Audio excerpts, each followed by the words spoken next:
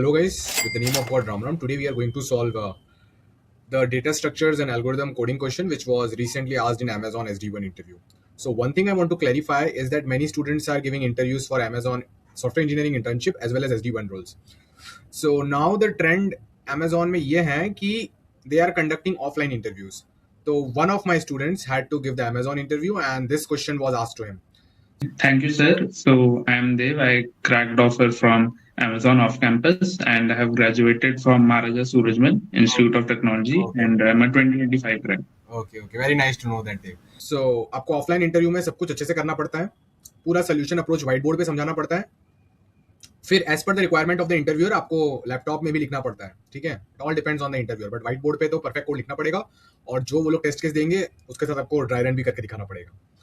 सो offline interview में ये coding question पूछा गया था. ये नॉन स्टैंडर्ड डीएसए कैटेगरी में आता है. मतलब अगर आप जितने भी स्टैंडर्ड डीएसए शीट्स है उनको करोगे, स्ट्राइवर शीट, बबल शीट, तो उसमें आपको ये वाला टाइप का क्वेश्चन नहीं मिलेगा, ना ही इसमें जो टाइप का कंसेप्ट्स और ट्रिक्स यूज होने वाला है वो भी नहीं दिखेगा. तो ये नॉन स्टैंडर्ड डीएसए क्वेश्चन है, इजीली डुएबल है for people who are consistent with LeetCode contest and Codeforces contest and who keep on doing non-standard DSA questions, previous years companies OA and interview questions. तो इसके लिए जो logic और trick लगानी है that you can easily learn from my prerequisite course. तो before I start discussing the question, this is the link to the prerequisite course.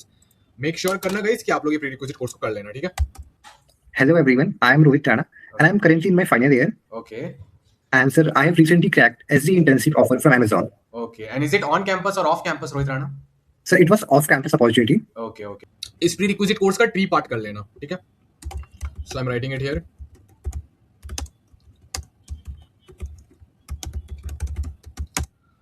Do tree part of it. Okay, इतनी चीजें आप लोगों को समझ आ गई. अब मेरी बात एकदम ध्यान से सुनो आप लोग. सो क्वेश्चन ये कह रहा है कि you are given a binary tree. You want to find how many good subsets there can be in a binary tree. अब एक सबसेट वैलिड तभी माना जाता है जब उस सबसेट के अंदर कोई भी ऐसे दो नोड्स नहीं होने चाहिए जो डायरेक्टली कनेक्टेड है by an edge. So let me show you what they are trying to say. Okay, so guys, like एक बाइनरी ट्री ले लेते हैं फॉर एग्जांपल पर्पस. समझो बाइनरी ट्री यानी आपको पता ही होगा हर नोड के दो बच्चे, एक बच्चे या जीरो बच्चा हो सकता है. So let's say you take this binary tree. Okay, now they are asking you for this binary tree, they are asking you how many good subsets are possible. So मैं बताता हूं कौन कौन से सबसेट्स गुड है. If you only select one, that is a good subset. Why? Common sense है. अगर आप सिर्फ नोड नंबर 1 को सिलेक्ट करोगे तो ये एक तरीका है एक नोड को सिलेक्ट करने का, तो that is a good subset. दूसरा, आप सिर्फ नोड नंबर 2 को सिलेक्ट कर दो. हाँ सर, ये भी कर सकता है. तीसरा तरीका, आप सिर्फ नोड नंबर 3 को सिलेक्ट कर दो. चौथा तरीका, एम्प्टी, कोई भी नोड सिलेक्ट ही मत करो. ये ट्री के अंदर कोई भी नोड सिलेक्ट मत करो. और पांचवा तरीका क्या है गाइस? आप नोड 2 और नोड 3 को सिलेक्ट कर सकते हो. नोड 2 और नोड 3 को मैं क्यों सिलेक्ट कर सकता हूं? क्योंकि नोड 2 और 3 डायरेक्टली कनेक्टेड नहीं है. तो हम सबसे जो भी हम अपने सबसेट्स बना रहे हैं उसके अंदर एक नोड, 2 नोड, 3 नोड, कितने भी नोड्स हो सकते हैं, वो प्रॉब्लम की बात नहीं है. बट जो भी नोड्स हैं उसके अंदर वो एक दूसरे से डायरेक्टली कनेक्टेड नहीं होने चाहिए. That's what the question is saying. Okay, so आप लोग को आइडिया लगी रही होगी. तो 2,3 इज अ वैलिड सबसेट. अब नेक्स्ट, क्या 1,2 वैलिड सबसेट हो सकता है कि नहीं? यहां पर वीडियो को पॉज कीजिए, बाइसेप फ्लेक्स का टाइम स्टैम्प बताइए. बाय द वे गाइस, कल मेरा बर्थडे है और मुझे ये बताइए बाइसेप फ्लेक्स के टाइम स्टैम्प के साथ कि 1,2 एक वैलिड सबसेट है कि नहीं. I am pausing here for some time. क्या 1,2 वैलिड सबसेट है? What is your answer guys? No. अगर आप 1 को और 2 को सिलेक्ट करेंगे तो गलत हो जाएगा ना. 1 तो 2 से डायरेक्टली अटैच्ड है, so that's not allowed. Okay, so मैं खुद को थोड़ा छोटा कर लेता हूं यहां पर. अब सुनिए, ये तो हमको समझ आ गया कि 1,2 भी अलाउड नहीं है, 1,3 भी अलाउड नहीं है और 1,2,3 भी अलाउड नहीं है. अगर कोई बोले कि क्या 1,2,3 वैलिड सबसेट है, नो. 1 और 2 एक दूसरे से अटैच हो जाएंगे. 2, 3 ऐसा एक बार भी नहीं चलेगा. ऐसे कोई भी दो नोड्स नहीं होने चाहिए आपके सबसेट में such that they are directly connected by an edge. अगर ऐसे कोई भी पेयर ऑफ नोड्स एग्जिस्ट करते हैं तो वो एक नॉन वैलिड सबसेट हो जाएगा. तो टोटल 5 ही वैलिड सबसेट है इस क्वेश्चन के अंदर. 1, 2, 3, 4, 5. तो रियल क्वेश्चन में एक बहुत बड़ा बाइनरी ट्री होगा. आपको बताना है कितने वैलिड सबसेट्स पॉसिबल है. आई होप आपको वैलिड सबसेट्स का मतलब पता चल गया. जैसे कि ये binary tree, random binary tree मैं आप लोग के लिए ले लेता हूं. जब आप ये वीडियो देख रहे हो तो मैं अज्यूम करता हूं कि आपको बाइनरी ट्री क्या होता है उसकी नॉलेज होगी. नहीं है तो स्ट्रेस मत लो. मेरे बहुत सारे स्टूडेंट जिन्होंने बहुत अच्छे ऑफर्स क्रैक किए हैं, उन्होंने यहां से प्रीरिक्विजिट कोर्स कर रखा है. इसका ट्री पार्ट करो, आपको सब समझ आ जाएगा जो मैं इस वीडियो में बता रहा हूं. सो इसमें अगर आपको कोई बोले कि कोई एक वैलिड सबसेट पिक करो, तो क्या होगा वो valid subset? 4,1 is a valid subset. Why? Common sense. मैं 4 को सिलेक्ट करूंगा, 1 को सिलेक्ट करूंगा, तो एक दूसरे से अटैच, एक दूसरे से डायरेक्टली अटैच नहीं है। चलो मैं आपको और एग्जांपल्स दिखाता हूँ। यहाँ पर 6 ले लेते हैं, यहाँ पर 7 ले लेते हैं। Even 6, 7, 3, 2 is a valid subset. इस ट्री के अंदर बहुत सारे वैलिड सबसेट्स है। ब्रूट फोर्स एल्गोरिथम करोगे तो O of 2 raised to n into n time complexity चले जाएगा। मतलब सारे सबसेट्स जनरेट करोगे, अगर n नोड्स है तो सारे सबसेट जनरेट करने में 2 raised to n टाइम लगेगा, और वो सबसेट को चेक करना पड़ेगा वैलिड है कि नहीं, उसके लिए भी O of n टाइम लगेगा अगर आप स्मार्टली चेक करना चाहो तो ये तो अच्छा एल्गोरिथम नहीं है। तो एफिशिएंट पे जाने के पहले मैं आपको बता देता हूँ कि 6732 भी एक वैलिड सबसेट है। इस ट्री के बहुत सारे वैलिड सबसेट्स है, 6732 इज वन ऑफ देम। ठीक है, क्यों? आप देखो ना, क्या 6 और 7 एक दूसरे से कनेक्टेड है? नहीं। क्या 7 और 3 एक दूसरे से डायरेक्टली कनेक्टेड है? नहीं। 3 और 2 एक दूसरे से डायरेक्टली कनेक्टेड है? नहीं। क्या 7 और 2 एक दूसरे के साथ डायरेक्टली कनेक्टेड है? नहीं। क्या क्या 3 और 6 एक दूसरे के साथ डायरेक्टली कनेक्टेड है? नहीं, डायरेक्टली कनेक्टेड नहीं, डायरेक्ट एज नहीं है। क्या 2 और 6 एक दूसरे से डायरेक्टली कनेक्टेड है? 2 और 6 नहीं, डायरेक्ट एज तो नहीं है। तो ये सबसेट को मैं वैलिड कब मानता हूं? जब अगर ये सबसेट में मैं सारे पैर्स कंसीडर कर लूं, ये वाला पैर, ये वाला, कितने पैर्स है इसमें? 1 2 3 4 10 पैर्स है। एक पैर, दो पैर, 10 नहीं 6 पैर्स है, राइट? एक पैर, दो पैर, 3 पैर, 4 पैर, 5 पैर, 6 पैर। ये सबसेट के अंदर मैं जितने भी पैर्स देख रहा हूं वो एक दूसरे से कनेक्टेड है नहीं। मतलब ऐसा सबसेट चूज कीजिए कि कोई भी नोड एक दूसरे को टच ना हो रहा हो, तो उसको एक गुड सबसेट बोलते हैं। तो क्वेश्चन बोल रहा है कि टोटल ट्री में कितने गुड सबसेट्स है। कितना जबरदस्त क्वेश्चन है, राइट? सो ऑब्वियसली इसके अंदर एक कंसेप्ट यूज कर सकते हैं which is dynamic programming on tree. Dynamic programming on tree इस क्वेश्चन को इमीडिएटली सॉल्व कर देगा। तो डायनेमिक प्रोग्रामिंग ऑन ट्री में क्या करते हैं ना, पोस्ट ऑर्डर ट्रैवर्सल करते हैं, और जब जनरल ट्रीज में इसको करते हैं तो इसको बॉटम अप डीएफएस डीपी बोलते हैं। ठीक है, बॉटम अप डीएफएस डीपी। मुझे पता है कोई भी क्रिएटर, इन्फ्लुएंसर, एजुकेटर, जो कंपनीज एक्चुअली अपने ओए इंटरव्यू में क्वेश्चंस पूछ रही है वो कोई नहीं पढ़ाता है, but I do that, so make sure you like, share and subscribe. तो बॉटम अप डीएफएस डीपी से ये क्वेश्चन सॉल्व हो जाएगा। कैसे? Let's see. तो पहले हम ये सब ट्री का आंसर निकालेंगे कि अगर ट्री सिर्फ इतना पार्ट का होता तो आंसर क्या होता। फिर हम ये सब ट्री का आंसर निकालेंगे कि ट्री सिर्फ उतने पार्ट का होता तो क्या आंसर होता। फिर हम ये सब ट्री का आंसर निकालेंगे, फिर ये सब ट्री का, फिर ये सब ट्री का, फिर ये सब ट्री का, ये सब ट्री का। अपने आप एक ऐसा एल्गोरिदम है जो ट्री के नीचे वाले नोड्स को पहले ट्रेवल करेगा, फिर धीरे धीरे ऊपर चला जाएगा। बाइनरी ट्री में इसको पोस्ट ऑर्डर ट्रेवर्सल कहते हैं। अगर ये जनरल ट्री होता तो इसको हम लोग ये भी कह सकते हैं, क्या कहते हैं, बॉटम अप डीएफएस डीपी, जिसमें हम एडजेसेंसी लिस्ट यूज करते हैं। बाइनरी ट्री में हमको पॉइंटर के साथ इनपुट लेना पड़ता है। तो अब आप बोलोगे ओके सर, तो डीपी ऑफ लाइक, मैं आपको डीपी का कंसेप्ट भी समझा देता हूं क्या होगा।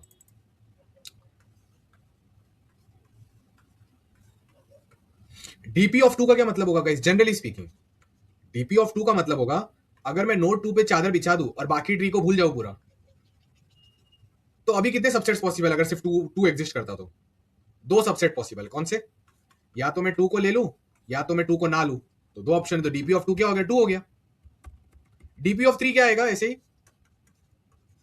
डीपी ऑफ 3 यानी अगर मैं नोड नंबर 3 पे चादर उड़ा दूं और बाकी लाइक ब्लैंकेट रख दूं और बाकी सबको भूल जाऊं, तो सिर्फ इतने पार्ट का आंसर क्या होता? या तो 3 को लूं या तो 3 को ना लूं, तो डीपी ऑफ 3 2 हो जाता। अब डीपी ऑफ 1 क्या आएगा? डीपी ऑफ 1 यानी अगर मैं नोड नंबर 1 पे चादर उड़ा दूं, ब्लैंकेट उड़ा दूं, तो ये जो ट्री अभी आ रहा है इसमें कितने नंबर ऑफ वेज है to select a good subset? इसमें 5 तरीके। हमको पता है वो 5 तरीके कौन से। या तो सिर्फ 1 को सिलेक्ट करो बेटा, ओके, या तो सिर्फ 2 को करो, या तो सिर्फ 3 को करो, या तो 2, 3 को करो, या तो कुछ भी मत करो। 5 तरीके ना, 1 2 3 4 5। तो डीपी ऑफ 1 5। ओके, तो ऐसे कर करके हर नोड का डायनेमिक प्रोग्रामिंग निकालना है। बट सिर्फ डीपी एरे यूज करेंगे तो काम नहीं बनेगा। तो necessity is the mother of invention वाला कंसेप्ट यूज करना है। इसका क्या मतलब है? एक एक्स्ट्रा स्टेट डालना पड़ेगा। आपने नोटिस किया मैंने क्या बार बार बातें चल रही हैं? बार बार जब मैं नोड आई में हूं, समझो ये मेरा नोड आई है और मुझे कुछ डिसीजन लेना है यहां पर,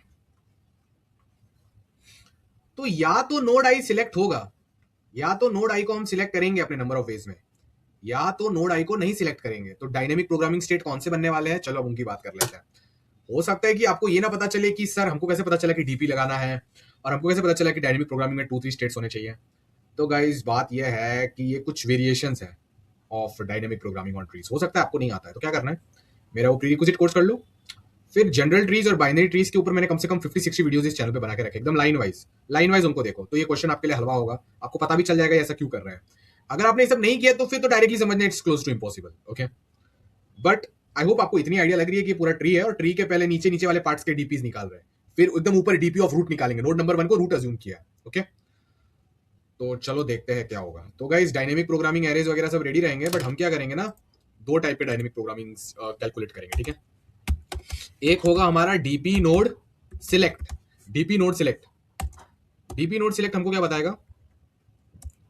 डीपी नोड सिलेक्ट हमको ये बताएगा number of good subsets, number of good subsets in the subtree of I. In the subtree of I यानी जो नोड नंबर आई है उसके ऊपर चादर उड़ा दो अब, और बाकी का ट्री को तोड़ दो, तो अब ये जो बचा हुआ ट्री है उसमें कितने गुड सबसेट्स हैं, that is denoted by DP node select.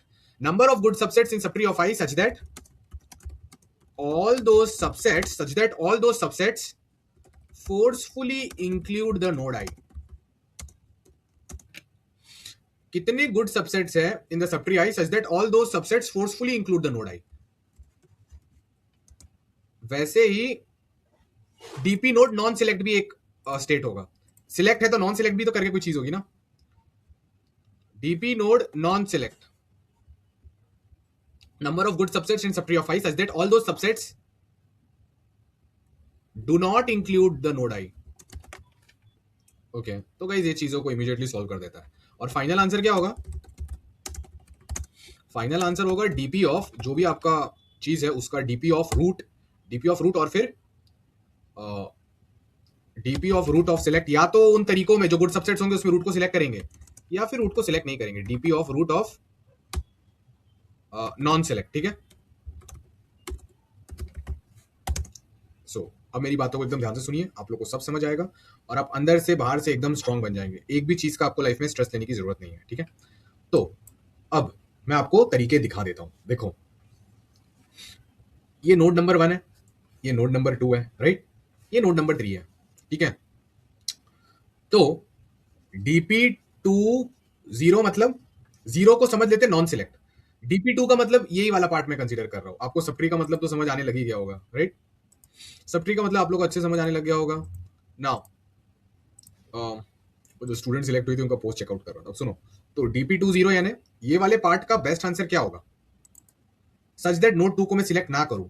तो नोड 2 को सिलेक्ट कुछ नहीं करूंगा तो एम्प्टी सबसेट, बस एक ही सबसेट पॉसिबल है। dp20 यानी ये वाले पार्ट का best answer such that node 2 को सिलेक्ट ना करूं। नोड 2 को सिलेक्ट नहीं करूंगा तो कुछ भी सिलेक्ट नहीं होगा। तो dp20 क्या आएगा? 1। इतने बात आप लोगों को क्लियर हो गई, मुझे भी क्लियर हो गई। dp21 क्या आएगा? ये वाले पार्ट का बेस्ट आंसर क्या है? अगर नोड 2 को सिलेक्ट कर लूं, नोड 2 को सिलेक्ट कर लूंगा तो एक ही सबसेट आएगा 2 वाला, तो dp21 क्या आएगा? 1। वैसे ही गाइस dp30 क्या आएगा? 1। वैसे ही गाइस dp31 क्या आएगा? 1। ये वाले पार्ट में भी नोड 3 को सिलेक्ट कर लिया तो ओनली सबसेट ट्री एक ही तरीका, नोड 3 को नहीं सिलेक्ट किया तो एम्प्टी सबसेट एक तरीका। तो इन सब के तरीके तो हमने निकाल लिए। dp1 ऑफ 1 का क्या मतलब है इसको समझने की कोशिश करते हैं। dp1 ऑफ 1 का क्या मतलब है? dp1 यानी अगर मैं नोड नंबर 1 पूरे ट्री का आंसर निकाल रहा हूं, इसलिए तो मैंने बोला फाइनल आंसर नोड नंबर 1 क्या रूट है, तो final answer DP of root ही होगा ना, एकदम ऊपर वाले नोड का आंसर। तो अगर मैं पूरे ट्री को कंसीडर करूं तो कितने गुड सबसेट्स है सच दैट नोड 1 उनमें फोर्सफुली इंक्लूडेड है। तो गाइस अगर नोड 1 को मैं फोर्सफुली इंक्लूड करूंगा तो एक सबसेट कौन सा होगा? एक सबसेट होगा 1। बाकी कोई दूसरे सबसेट आप बना ही नहीं सकते। क्यों? अगर मैंने सबसेट में 1 को फोर्सफुली इंक्लूड किया है, ये तो ये 1 बता रहा है, बट ये वाला 1 यानी सिलेक्ट और 0 यानी नॉन सिलेक्ट। तो 1 को अगर मैं सिलेक्ट करूं तो 1 के साथ 2 तो ले ही नहीं सकता ना, 2 को ले नहीं सकता उसके साथ में, समझे बात को, क्योंकि वो दोनों डायरेक्टली कनेक्टेड है। 1 के साथ 3 को भी नहीं ले सकता। और अगर आप बोलते हो सर 2,3 तो ले सकते थे ना सर, अरे वो भी नहीं ले सकता बेटा। क्यों? क्योंकि 2,3 में 1 फोर्सफुली इंक्लूडेड कहां है? dp11 का मतलब क्या है? Number of good subsets such that node number 1 is forcefully included. तो ऐसा तो एक ही तरीका है। तो dp11 क्या हो गया? 1। dp11 क्या हो गया? 1। dp10 में मजा आएगा। तो dp11 dp11 ओके, एकदम इंजॉयमेंट में रहिए, स्ट्रेस बिल्कुल भी मत लीजिए। ओके, सो अगर 1 को फोर्सफुली इंक्लूड करना है फिर तो इतने ही तरीके। dp10 what is the best answer possible, like how many good subsets are possible अगर 1 इंक्लूडेड नहीं है। अगर 1 इंक्लूडेड नहीं है फिर तो हमारे पास बहुत ऑप्शन है इस ट्री में। ओनली 2 को सिलेक्ट कर लो, ओनली 3 को सिलेक्ट कर लो, 2,3 को सिलेक्ट कर लो, कुछ भी सिलेक्ट मत करो। 4 तरीके हैं। तो dp10 क्या हो जाएगा? 4। और फाइनल आंसर क्या होगा? dp11 प्लस dp10 dp11 यानी ये ट्री में कितने गुड सबसेट्स है such that one forcefully included, ऐसा एक ही तरीका है। dp10 यानी ये ट्री में ऐसे कितने तरीके सच दैट वन उसमें ना हो, तो 2 को ले लो इस ट्री में, वो भी अच्छा है, 1 नहीं है उसमें। 3 को ले लो, ये भी अच्छा है, उसमें 1 नहीं है। 2 3 को ले लो और एम्प्टी को ले लो, इन सब में 1 नहीं है। ओके, तो अब ये सब तो हमको समझ आ गया डीपी के ये वेरिएशंस होते हैं, बट इनका फॉर्मूला क्या है? एक बार फॉर्मूला आएगा तो हम उसको कोड में डाल पाएंगे गाइस। Got it? इस क्वेश्चन में पोस्ट ऑर्डर ट्रेवर्सल तो करेंगे, बट मेमोराइजेशन के लिए हम डायनेमिक प्रोग्रामिंग एरे भी रखेंगे ताकि डायरेक्टली आंसर रिटर्न कर पाए। ओके, सो अब मेरी बात एकदम ध्यान से सुनिए आप लोग। क्लियर? अब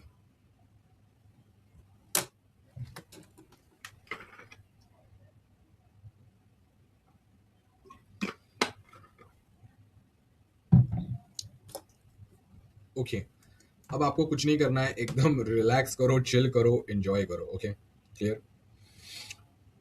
सो गाइस, फॉर्मूला एक झटके में बन सकता है। कैसे? मुझे जानना है कि ऐसे कितने तरीके हैं सच दैट 1 इंक्लूडेड ना हो। तो मुझे dp10 का फॉर्मूला निकालना है, तो मैं कैसे निकालूंगा?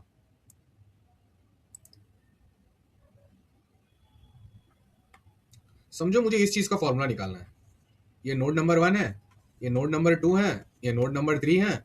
मुझे जानना है कि how many ways are there for dp1, मतलब ये ट्री के लिए ऐसे कितने तरीके हैं सच दैट नोड नंबर 1 सिलेक्ट ना हो। तो नोड नंबर 1 को अगर मैं सिलेक्ट नहीं कर रहा, तो नीचे के तरीके कितने थे? वही तो ऊपर के तरीके होंगे। ये नोड नंबर 2 के कितने तरीके थे? एक तरीका क्या था? एक तरीका था कि 2 को सिलेक्ट कर लो। दूसरा तरीका क्या था? एम्प्टी। यहां पर एक तरीका क्या था? 3 को सिलेक्ट कर लो। दूसरा क्या था? एम्प्टी। तो dp10 is nothing but what? यहां के 2 तरीके मल्टीप्लाइड बाय यहां के 2 तरीके, टोटल 4 तरीके हो जाएंगे। dp10 is nothing but dp20 plus dp21 multiplied by dp30 plus dp31। इसका क्या मतलब हुआ? इसका मतलब कुछ नहीं, इसका मतलब एंजॉयमेंट हुआ। ओके, तो यहां पर 2 तरीके थे ना, ये सिंगल 2 क्या दर्शा रहा है? सिंगल 2 दर्शा रहा है dp21 एक तरीका, और ये dp20 क्या दिखा रहा है? ये एम्प्टी वाला तरीका। dp30 यानी ये वाले पार्ट में अगर मैं सिर्फ 3 को लेता तो एक तरीका, और 3 को नहीं लेता तो एम्प्टी तरीका। तो 2 इंटू 2 4 तरीके हो गए। कैसे 4 तरीके वो दिख रहे हैं आपको? लेफ्ट में या तो 2 को ले सकता था या तो नहीं लेता, राइट में या तो 3 को ले सकता था या तो नहीं लेता। तो टोटल 4 तरीके हो गए ना। अगर मैं लेफ्ट में समझो 2 वाला ले लूं और यहां पर नॉन एम्प्टी वाला ले लूं, तो 2 and non empty will be just 2 and that will be one way. एक तरीका ये, दूसरा तरीका 2 और 3 को ले लूं, तीसरा तरीका एम्प्टी और 3 को ले लूं, ओनली 3, चौथा तरीका एम्प्टी एम्प्टी, टोटल पूरा एम्प्टी, किसको सिलेक्ट किया? तो 4 तरीके हो गए ना। इसलिए तो dp10 के 4 तरीके आ रहे थे।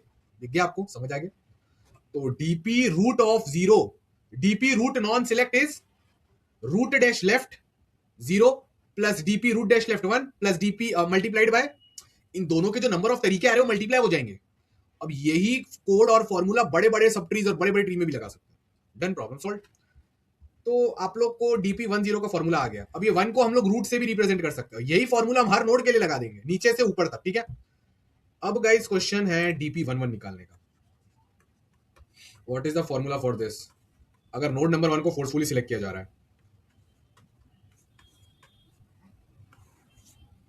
तो ऑब्वियसली नोड नंबर 1 सिलेक्ट हो रहा है, तो वो तो एक तरीका आ ही गया उसमें, उसमें कभी लोड लेने की जरूरत नहीं है। But it is nothing but, अगर मैं नोड नंबर 1 को सिलेक्ट कर रहा हूं, तो मैं नोड नंबर 2 को नहीं सिलेक्ट कर सकता, और मैं नोड नंबर 3 उसके चाइल्ड को सिलेक्ट नहीं कर सकता। चाइल्ड के चाइल्ड सिलेक्ट हो सकते हैं। If I am selecting node number 1, तो मैं नोड नंबर 2 को सिलेक्ट कर सकता हूं क्या? No sir. नोड नंबर 3 को कर सकता हूं क्या? No sir. तो यहां पर लेफ्ट पार्ट में ऐसे कितने तरीके such that I do not select node 2? हाँ, एक तरीका है एम्प्टी, 2 को सिलेक्ट ही मत करो। राइट में ऐसे कितने तरीके such that I do not select node 3? हाँ, इसको एम्प्टी रख लो। यहां पर नोड 2 को सिलेक्ट नहीं करने का एक तरीका, यहां पर नोड 2 को 3 को सिलेक्ट नहीं करने का एक तरीका, तो दोनों के कॉम्बिनेशन एम्प्टी एम्प्टी एम्प्टी आ जाएगा। एक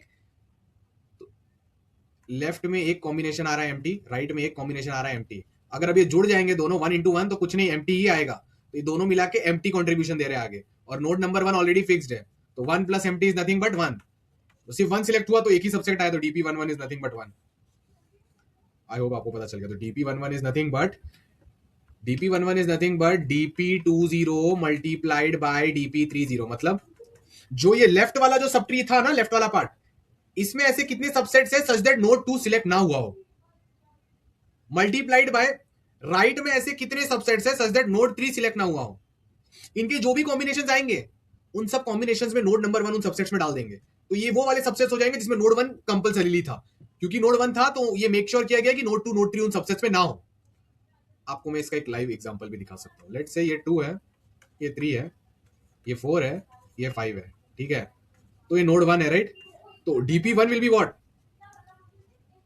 dp11 इज नथिंग बट, अगर मैं नोड नंबर 1 को सिलेक्ट कर रहा हूं मतलब जो भी मेरे सबसेट्स होंगे उनके अंदर 1 तो आना ही चाहिए, तो dp11 is nothing but dp20 multiplied by dp40।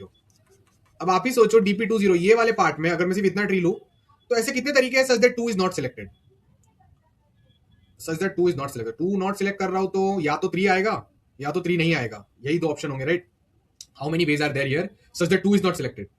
तो ईदर सिलेक्ट नथिंग और जस्ट सिलेक्ट 3, ये हो गए तरीके। और dp40 how many ways are there such that 4 is not selected in this subtree 4 5, या तो एम्प्टी या तो 4, राइट? राइट, इन दोनों का मल्टीप्लीकेशन कर दो तो आपको आंसर दिखने लग जाएगा। ओके, फॉर dp11 तो नोड नंबर 1 को जबरदस्ती सिलेक्ट करना है, तो अब क्या होगा लेट्स सी। एम्प्टी या फिर 3 हो सकता है लेफ्ट में, यहां पर एम्प्टी या फिर 4 हो सकता है, राइट? तो एम्प्टी विद 4 एक ऑप्शन होगा ओनली 4, एम्प्टी विद एम्प्टी एक ऑप्शन होगा ओनली एम्प्टी, 3 विद एम्प्टी एक ऑप्शन होगा ओनली 3, 3 विद 4 एक ऑप्शन होगा 3,4। तो 4 तरीके आ गए ना, तो देखो dp20 के 2 तरीके, इसके 2 तरीके, 2 इंटू 2 4, और सच्ची में 4 तरीके, 4 तरीके कौन से?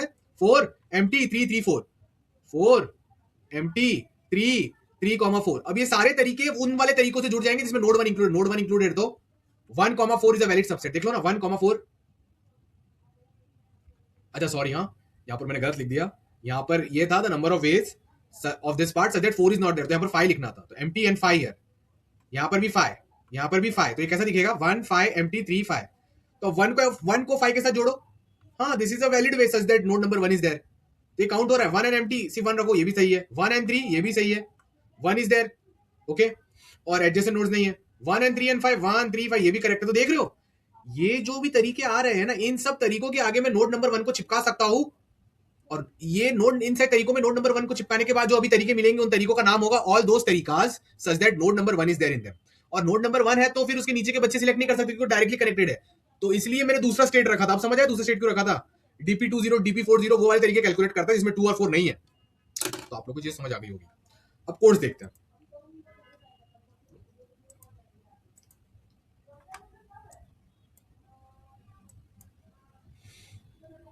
तो आप लोग देख सकते हो कि ट्री क्रिएटेड है 1 2 3 4 अच्छे से यहाँ पर, ठीक है। New node like node root dash left, root dash right, root dash left, ठीक है, नोड बनाया हुआ है। Final answer is dp√0 dp√1। तो गाइस फॉर्मूला एकदम सिंपल है, बट मैंने मेमोराइजेशन के लिए dp हैश मैप भी लिया हुआ है, ठीक है, ताकि अगर आंसर पहले ही पता तो डायरेक्ट रिटर्न हो जाए, तो इससे बहुत सारा स्पेस कॉम्प्लेक्सिटी और टाइम कॉम्प्लेक्सिटी बच जाता है। ओके, सो इतना आई होप आप लोग को समझ आ रहा होगा, आप लोग एंजॉयमेंट कर पा रहे होंगे। अगर अब मैं नीचे आऊं तो आपको दिख रहा है, अगर लेफ्ट में कोई बच्चा है तो लाइक अगर मुझे dp√1 कैलकुलेट करना है तो आंसर क्या होगा? dp√left 0 multiplied by dp√right 0। But अगर लेफ्ट चाइल्ड नहीं हुआ तो ये आपको केसेस का ध्यान रखना है, 1 से मल्टीप्लाई करो। राइट वाले के लिए dp√0 के लिए तो आपको पता ही है, दो चीजें ऐड करनी होती है, dp√left 0 plus dp√left1 multiplied by dp√right 0 तो बस गाइस ऐसे करके को प्रॉब्लम सॉल्व हो जाता है, ठीक है। आप लोग को हर आती जाती श्वास में राम नाम का सुमिरन करना है लाइक दिस।